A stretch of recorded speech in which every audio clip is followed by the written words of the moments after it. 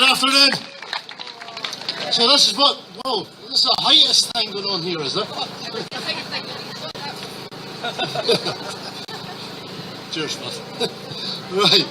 So, is this what a defeated cause looks like? I wonder how it's going to look like when we win. Not if, but when. Folks, the referendum has come and gone.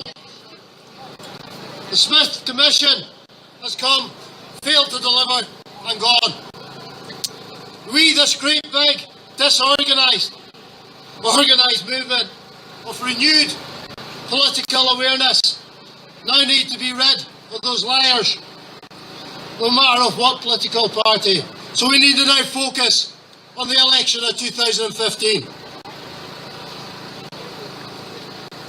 I was asked on Facebook what I would do in the advent of a yes and a no vote. Well, I said for a yes vote, probably do a couple of backflips and then engage with the people in the building to my left about what to do for veterans. For a no vote, that's a kind of tough one. So I now have to address the people in Westminster. I know. So, here we go. Hello, London. This is a veteran. And you will damn well listen. Just what the heck are you doing with the military? Sorry, mate. The military in general, and the army in particular. You've taken an army of 102,000 and reduced it to 92,000. Sorry, 82,000. I was thinking about another party that's got 92,000 in it.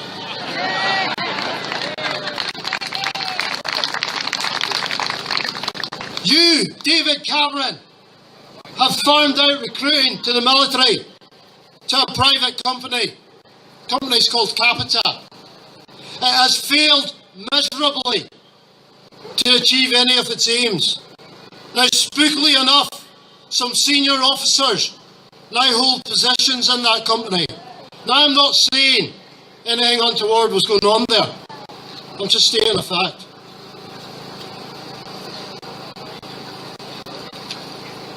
Due to the shortfall in personnel, we now have an overworked army, where units are continually having to prove their worth. And as a result, we also have, which is more worrying to me and should be of concern to others, a very tired army, with very little time to get the basics of all training done. Our equipment is getting better, but there's just not enough of it. There's some American vehicles that were designed for the Afghan war that are now being forced on frontline units, and the word on the street again is they're not up to scratch. We are coming up to next year at the Strategic Defence Review, where again Westminster is going to sigh through our military far worse than any conflict could. I've heard from people in uniform that the Scottish element of the military is going to be reduced to 3 regular battalions on 1 TA. To give you an idea, folks, that's about 2,000 people losing their jobs. Right.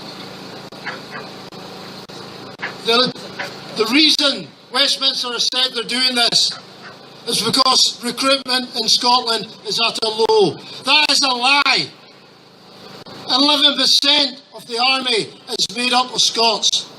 So they are recruiting. Let's face it, there's not much else up here to join. David Cameron refused to announce these things prior to the referendum because he knew the effect it would have on the vote. Now, we have just come through November, and for a very short period of time, we remember those killed, injured and maimed in conflicts past and present. And I certainly think that is the right thing to do. But what I'd like to talk about now is the veterans. A veteran is defined as anybody that has spent 1 day or more in the military. Being a veteran is actually a delegated down. The Scottish Parliament looks after the veterans up here. But prior to that, they're still serving. So what I'd like to address to Westminster is, just what is it you're doing to look after these soldiers prior to them getting out? Are they getting the correct retraining? We should have caseworkers assigned to veterans to ensure that they do not and cannot slip under the radar. According to different charities, there's between 2,000 and 5,000 veterans sleeping rough in Scotland. As far as I'm concerned, that's 5,000 too many. There are lots and lots of charities set up to help these people. The trouble is, the people that are sleeping rough are the ones that are too proud, too institutionalised, and by heck you're looking at one of those, and too scared to ask for help.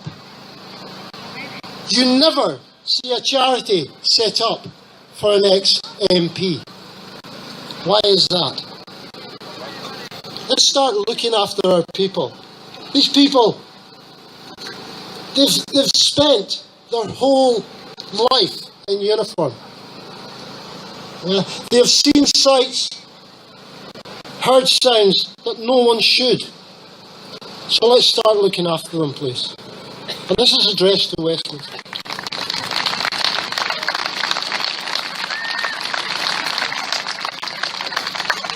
Finally, folks, I will, of course, accept the referendum. I don't have to like it, but as someone that has supported democracy all his life and defended it, I will accept it. I will, of course, act with all my vigour to ensure that in time Scotland and our people are free of that monstrous house of supposed democracy on the Thames. Thank you. All back to Bra.